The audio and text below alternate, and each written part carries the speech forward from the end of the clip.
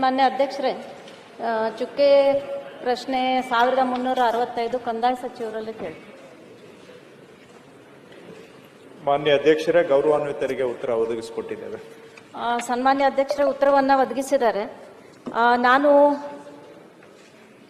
ಬೆಂಗಳೂರು ನಂತರ ಒಂದು ದೊಡ್ಡ ಜಿಲ್ಲೆ ನಮ್ಮ ಬೆಳಗಾವಿ ಜಿಲ್ಲೆ. ಇವತ್ತು ಬೆಳಗ್ಗೆಯಿಂದ ಉತ್ತರ ಕರ್ನಾಟಕದ ಅಭಿವೃದ್ಧಿ ಕುರಿತಾಗಿ ಚರ್ಚೆ ನಡೀತಾ ಇದೆ. ಆದರೆ ಈ ಬೆಳಗಾವಿ ಜಿಲ್ಲೆ ದೊಡ್ಡದಿರೋದ್ರಿಂದ ಇಲ್ಲಿ ಚಿಕ್ಕೋಡಿ ಕೂಡ ಜಿಲ್ಲೆ ಆಗಬೇಕು ಅನ್ನೋವಂಥ ಒಂದು ಪ್ರಸ್ತಾವನೆ ಸರ್ಕಾರದ ಗಮನಕ್ಕೆ ಬಂದಿದೆ ಅಂದಾಗ ಅಲ್ಲಿ ಸರ್ಕಾರದ ಹಂತದಲ್ಲಿ ಯಾವುದೋ ಪರಿಶೀಲನೆ ಇಲ್ಲ ಅಂತ ಉತ್ತರ ಕೊಟ್ಟಿದ್ದಾರೆ ಅಧ್ಯಕ್ಷ.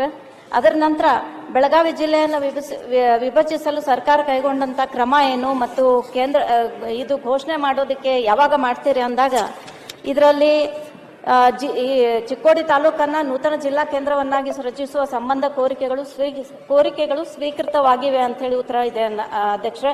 ಮತ್ತು ಇದರ ಒಂದು ರಿಪೋರ್ಟನ್ನು ಪ್ರಾದೇಶಿಕ ಆಯುಕ್ತರು ಬೆಳಗಾವಿಯವರಿಗೆ 16/7/2022 ಪತ್ರ ಬರೆದು ಅದು ರಿಪೋರ್ಟ್ ಕೇಳಿದ್ದಾರೆ ಅಧ್ಯಕ್ಷ.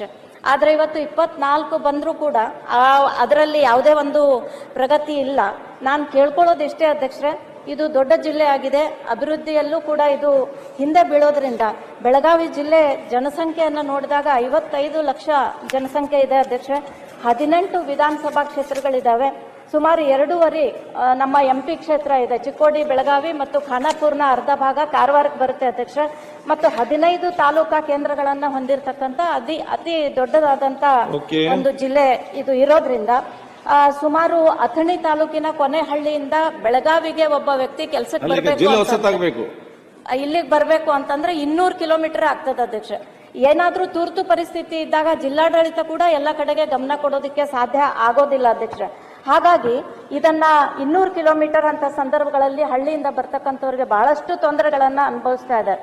ಸುಮಾರು 20 ವರ್ಷಗಳ ಹಿಂದೆ ಅಂದಿನ ಸನ್ಮಾನ್ಯ ಮುಖ್ಯಮಂತ್ರಿಗಳಾದಂಥ JH ಪಟೇಲ್ ಜಿ ಅವರು 9 ಜಿಲ್ಲೆಗಳನ್ನಾಗಿ ಮಾಡಬೇಕು ಅಂತ ಹೇಳಿ ಅದರಲ್ಲಿ ಚಿಕ್ಕೋಡಿ ಕೂಡ ಒಂದು ಆಗಿತ್ತು ಅಧ್ಯಕ್ಷರೇ.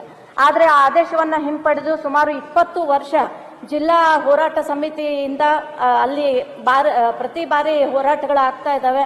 ಅದರಲ್ಲಿ ಸಂಗಪ್ಪಗಳು ಅಂತ ಹೇಳಿ ಒಬ್ರು ಹಿರಿಯರು, ಅವರು ಕೂಡ ಜಿಲ್ಲಾ ಹೋರಾಟ ಸಮಿತಿ ಅಧ್ಯಕ್ಷರಾಗಿದ್ರು. ಇವತ್ತು ಅವ್ರು ನಮ್ಮ ಜೊತೆಗೆ ಇಲ್ಲ ಅಧ್ಯಕ್ಷರೇ. ಈ ಜಿಲ್ಲೆ ಆಗ್ತದೆ ಅಂತಕ್ಕಂಥ ಕನಸಿನ ಜೊತೆಗೆ ಅವ್ರು ಇವತ್ತು ನಮ್ಮಲ್ಲಿ ಇಲ್ಲ. ಆದರೆ ಇವತ್ತು ನಾವು ನೋಡ್ತಾ ಇದ್ದೀವಿ, ಇದು ಜಿಲ್ಲೆ ಆಗೋದಕ್ಕೆ ಒಂದು ಒಳ್ಳೆ ವಾತಾವರಣ ಇರ್ತಕ್ಕಂಥ ಚಿಕ್ಕೋಡಿ ಭಾಗ ಆಗಿದೆ ಅಧ್ಯಕ್ಷ.